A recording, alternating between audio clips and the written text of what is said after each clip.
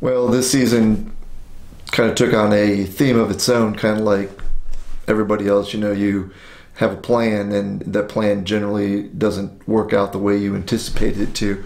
And for me, generally, the last 7 or 8 years of me running the camera and hunting, it seems to be like a 50-50 or somewhere around that 50-50 of camera time and literally hunting time.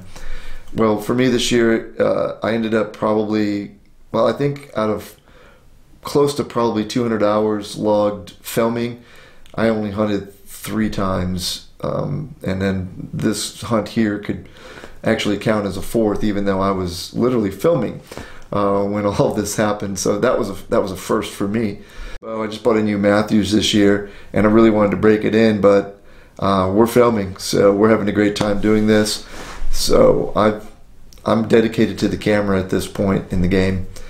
My wife is very sweet and very patient, but we also rely on venison to feed us throughout the year. And I had only, well, I had no deer in the freezer. So, so thank you, Nate, for the opportunity to put some meat in the freezer.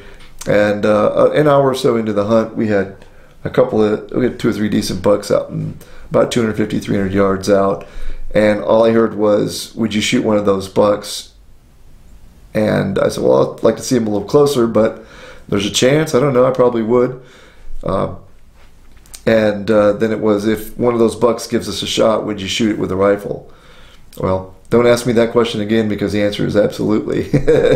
So if you want me to shoot it, I'll shoot it. And I know Nate was serious, and he handed me the rifle after we glassed this buck coming across, working his way around. Kind of just made his way around, checking the does on this field, slowly, you know, checking each doe, eating corn.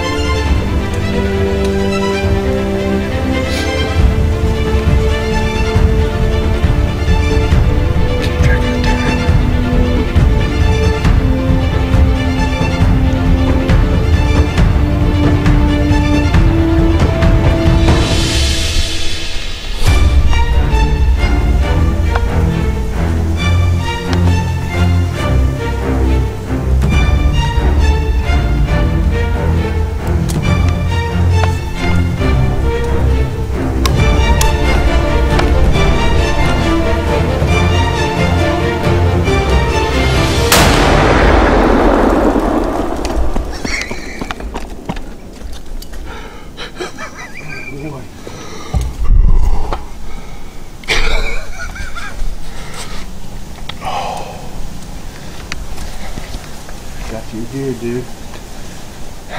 And of course, I'm good for a miss, so I shot and missed at 45 yards. 50 yards I ranged it this morning. 50 yards, shot and missed, right over his back. You can see the footage. It's crazy. That's how I roll, though. So they clear the field, and well, as you can see, to me, it's just amazing. They came right back out. That's the power of that food source. So Nate said, give him a couple of calls. So I threw a couple of grunts out to him.